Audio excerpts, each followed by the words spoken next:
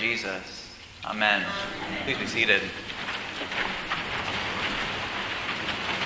There's a story about a new young assistant rector who started one summer, probably 30 or 40 years ago at a parish in Delaware. Recently ordained and excited to preach his first sermon, he was assigned today's readings. The young priest had been working for the church just a couple of weeks in one of those bucolic little country club parishes on the eastern seaboard. And he seemed nice enough, friendly. And then he climbed into the pulpit. His first word, quoting from a different translation of Paul to the Colossians, to this priest's new congregation, was shouted, "Fornication." He proceeded to preach a diatribe about the state of sexual immorality for his first sermon. And from that day on, in that parish and in many of the churches on the East Coast, this Sunday with our reading from the Colossians has come to be known Fornication Sunday. A high feast of the church for sure. Happy Fornication Sunday. I know better than to spend a whole sermon on fornication or sexual immorality, as our translation has it today. Luckily, there's this throwaway line in Paul's letter that I find surprisingly compelling, if you can look past the sexual immorality.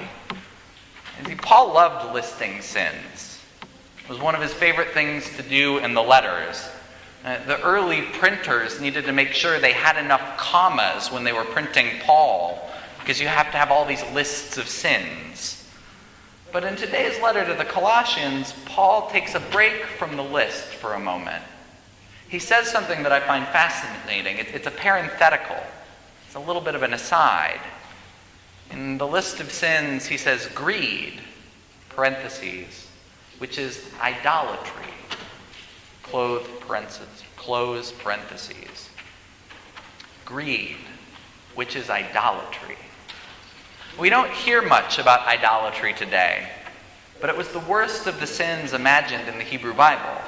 And this morning I find myself wondering whether Paul's little throwaway line, greed, which is idolatry, tells us more about sin, about the nature of sin, than any of Paul's long lists. I find myself wondering whether we might use the same parenthetical after naming almost any sin. Greed, which is idolatry. Lust, which is idolatry. Gluttony, which is idolatry. Hatred, which is idolatry. You get the picture? David Foster Wallace, the late author and postmodern literary critic, he gave a famous address for commencement at Kenyon College a few years ago. Listen to Foster Wallace describe idolatry in today's idiom. Here's something else that's weird but true. In the day-to-day trenches of adult life, there is actually no such thing as atheism. There is no such thing as not worshiping. Everybody worships. The only choice we get is what to worship. If you worship money and things, if they are where you tap real meaning in life, then you will never have enough, never feel you have enough. It's the truth. Worship your body and beauty and sexual allure, and you will always feel ugly. Worship power, you will end up feeling weak and afraid, and you will need ever more power over others to numb you to your own fear. Worship your intellect, being seen as smart, and you will end up feeling stupid, a fraud, always on the verge of being found out. But the insidious thing about these forms of worship is not that they're evil or sinful, it's that they're unconscious. They are default settings. Foster Wallace doesn't use the word, but he describes idolatry, and he explains the stakes. In our day, idolatry doesn't look like lighting incense in front of statues. Idolatry is about fear. Idolatry is about what keeps us up at night. Do we have enough wealth? Are we losing our good looks? Can we reach our gun? Paul's parenthetical in the letter to the Colossians is telling. Idolatry is about anxiety.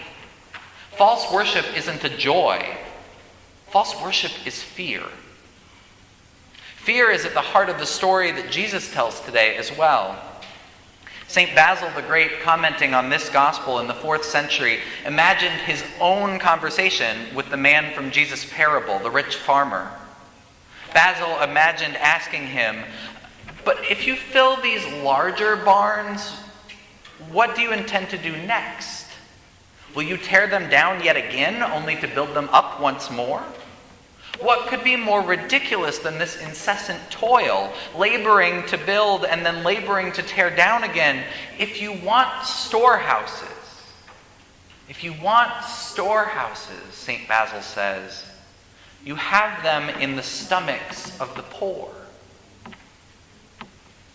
There's a freedom in Basil's response to Jesus' greedy protagonist. Yes, Basil's concerned for the poor. Yes, he's concerned that the hungry are fed, but he's also concerned about the rich man. This man is afraid. He's working so hard to protect his wealth. He's investing so much time and energy and labor in storehouse creation. He's missing the point. He has enough. He has more than enough. He is already free to give away out of his abundance. But the fool can't see his freedom. He's afraid. At the heart of this sin of greed, Basil the Great, Jesus, and St. Paul all diagnose it's not antipathy toward his fellow human beings. It's not callousness about the state of the world. At the heart of this sin of greed, it's not wanton, ugly misanthropy. No. This man's sin, it's rooted in fear. How much sin comes from misplaced fear? Friends, we live in a time of fear. Yesterday in El Paso and already again this morning in Ohio, our nation has witnessed yet more mass shootings. And I'm tired of being afraid. I'm tired of worrying about whether someone brought a gun to school, to the ballpark, to a house of worship. We live in fearful times. In fearful times, we have to ask, what do we do with our fear? How do we transform our fear and move toward loving action? We need a bigger God. As I've said to you before, one of the best definitions I know for sin is this. Sin is that which diminishes my humanity or the humanity of my neighbor. If sin is that which diminishes humanity for me, for my neighbor, if sin is rooted in misplaced fear, we live in a time when there are ready-made sins, ready-made places to misplace our fear. The flames of fear are being fanned in our society. Sinful flames, racism, homophobia, fear of immigrants, asylum seekers. Politicians campaign intending to make folks more fearful of their neighbor. Let me say clearly, if your God is the God of one race, your God is an idol. If your God is the God that blesses one nation at the expense of others, that God is an idol. If your God blesses one gender identity, one orientation, one political party at the expense of all others, that God is not the God Jesus preached, that Hosea prophesied, that Paul theologized. We don't worship that kind of small God in this church. Small gods want us to fear our neighbor, want us to stay suspicious, worried. Small gods depend on misplaced fear. In the prophet Samuel's final speech to the people Israel, his final chance to give them a word from God, Samuel says this: don't turn aside to follow useless idols that can't help or save you. They're absolutely useless. Then he utters the famous words, fear only the Lord and serve God faithfully.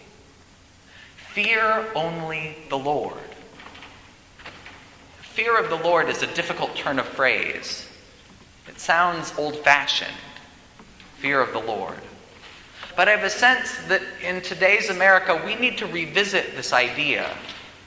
The prophets understood the fear of God differently. What is the fear of the Lord? It's the difference between the fear of an abusive parent and the fear a child has for a loving parent. Parents can tell you, you need to inspire some fear in your children. Listen again to Hosea's words from God. They will walk after the Lord, who roars like a lion.